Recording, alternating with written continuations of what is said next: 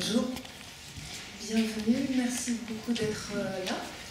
Donc, je vais juste vous présenter les modalités de cette séance qui va nous être introduite par Pamela Yates, donc cinéaste et collaboratrice de Haskell Wexler, qu'on remercie infiniment d'être venue de New York exprès pour le festival.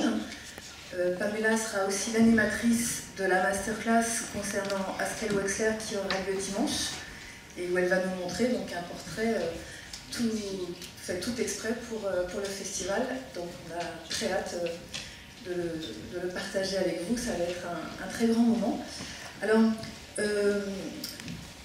après la séance, malheureusement, il ne pourra pas y avoir d'échange parce que la séance suivante ne nous permet pas de disposer d'un temps suffisant. Mais du coup, bien sûr, s'il y a des questions, alors d'une part, Pamela et son producteur et compagnon Paco Deonis sont là, bien sûr, pour des échanges informels, mais aussi toutes les questions peuvent être posées au cours de la masterclass de dimanche. Je voulais juste dire en un mot pourquoi on a programmé en même temps ces deux films, Nicaragua et puis Medium Cool Revisited, donc l'un de 1983, l'autre de 2013, donc à 3 décennies d'intervalle. Ils sont très très différents à tous égards pour les motifs dont ils traitent, pour aussi la nature même du traitement, mais il y a un lien très fort entre les deux, c'est que tous deux entretiennent un rapport à la fois antithétique et complémentaire à la fiction, puisque, donc Pamela va nous le dire beaucoup mieux, mais Nicaragua était une façon de préparer une fiction, donc qui allait être latino, et Medium Cool Revisited, c'est bien sûr une réflexion sur un film de fiction, donc évidemment totalement ancré dans la réalité et documenté par elle, mais voilà, donc ce sont deux rapports anté-fictionnels et post-fictionnels du documentaire voilà, à des élaborations narratives. Voilà, donc la raison de ces deux. Je vous remercie d'accueillir Pamela. Merci beaucoup, Nicole. Thank you very much for coming today. Merci d'être ici aujourd'hui. I'm so proud to be part of the Haskell Wexler homage. I first met Haskell when he asked me to go to Nicaragua. Je suis très fier d'être partie de cet hommage rendu à Haskell Wexler. En fait, je l'ai rencontré quand il m'a demandé de l'accompagner au Nicaragua. I had made a film about the violent white right in the United States, about the Ku Klux Klan, and Haskell noticed it. It came to his attention, and he thought, I need somebody to go to Nicaragua and find the US-sponsored and contra-revolutionaries along the border with Honduras that were trying to destroy the Sandinista government in Nicaragua. En fait, Haskell m'avait repéré quand j'ai fait un film sur le Ku Klux Klan aux États-Unis. Et Haskell cherchait quelqu'un pour l'accompagner, pour aller à Nicaragua, pour l'aider à trouver ces combattants, les contras qui se trouvaient aux frontières entre Nicaragua et l'Honduras et qui étaient financés par les États-Unis. And who were trying to overthrow the Sandinista government. Et qui essayaient effectivement de renverser le gouvernement sandiniste. But to the Americans and the rest of the world, it was a covert CIA operation, the counter-revolutionary operation operating out of Honduras. Mais pour les États-Unis et le reste du monde, c'était une opération, disons... Covert. Disons, c'était une opération... Clandestine. Oh, clandestine. Clandestine, effectivement, c'est une opération cachée. So it was covert, means they don't want to be found out. So he sent Tom Siegel and me to the border to try to find these hidden camps. He was going to use it the way in Medium Cool that he used things that were actually happening in history, in real life, and have them be a documentary bed on which he would build a feature film script. Alors c'était pour cette raison que Wexler nous a envoyé, Tom Siegel et moi-même, pour aller trouver ces campements sur le frontier. Et il voulait en fait faire la même chose qu'il avait fait avec Medium Cool, c'est-à-dire d'utiliser l'histoire, d'utiliser la vie réelle et sur la base du documentaire créer cette fiction. And it took us 2 months of traveling up and down the border with Honduras to finally convince the Contra leaders that they should let us into their camps to film, and that they should let us go with them on about a 100-mile march from Honduras through northern Nicaragua and back out through Honduras. And the reason that they let us do that was because that 2-month time of traveling along the border coincided with the time when the United States decided that it was a time to end the covert operation and to bring that operation overt and to call them freedom fighters. Alors, nous étions avec les contrats pendant 2 mois et finalement, nous les avons convaincus pour nous laisser être avec eux, avec le leader, et de le filmer. Nous avons passé énormément de temps sur le frontier entre Nicaragua et Honduras. Nous sommes allés d'Honduras jusqu'au nord du Nicaragua. Puis nous sommes rentrés à Honduras. C'était un parcours de plus ou moins 150 km. Et cette période coïncidait avec une période quand les États-Unis ont décidé de terminer l'opération dite officieuse pour le rendre officielle et de parler finalement des soldats qui luttaient pour la liberté. And that's something I've learned from Haskell over the years, that it's very important to be at your station.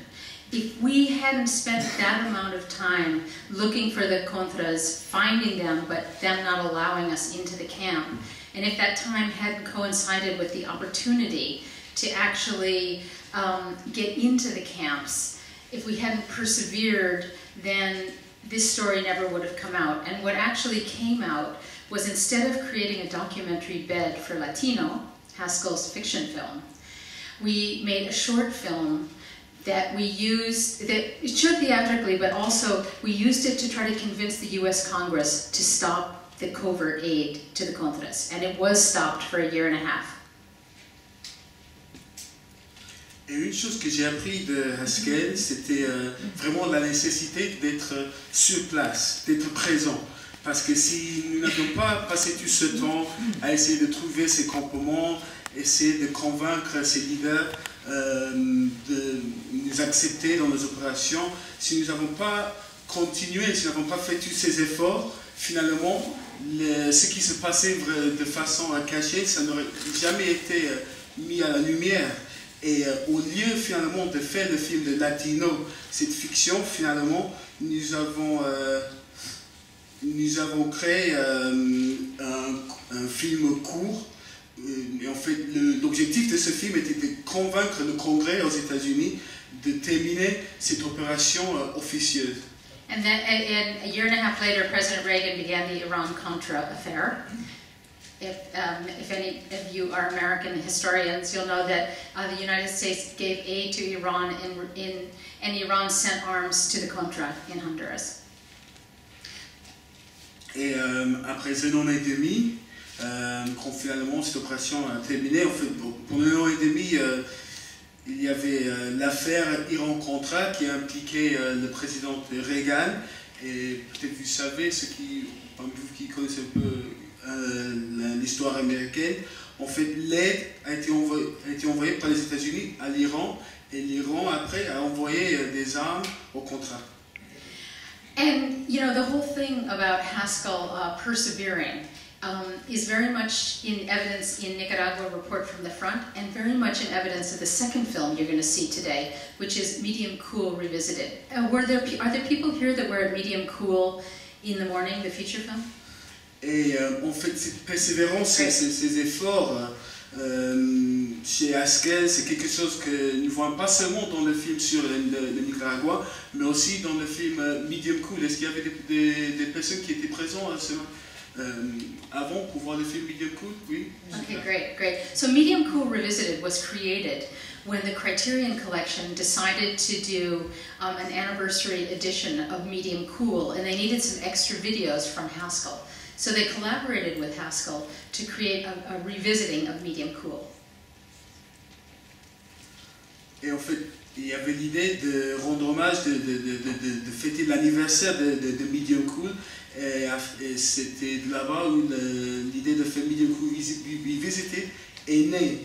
Et pour faire cet hommage, ils avaient besoin de plus de vidéos supplémentaires, d'où la collaboration avec Haskell Vexel. And that's when he decided to incorporate material that he had shot in Chicago in 2012. Part of a feature film called 4 Days in Chicago that will screen next Tuesday at 2 o'clock and make a short film to go along with it. Et c'était là où Haskell a décidé d'intégrer les choses qu'il avait filmées au Chicago en 2012, quand il faisait un film qui s'appelait, excusez-moi, 4 Days in Chicago, 4 jours à Chicago, que vous aurez l'occasion de voir mardi après-midi à 14h, et d'accompagner avec un film court. And 4 Days in Chicago is about a 4-day meeting of NATO and forces that oppose NATO and the decisions that were going to be made at this NATO summit. They were part of the Occupy movement.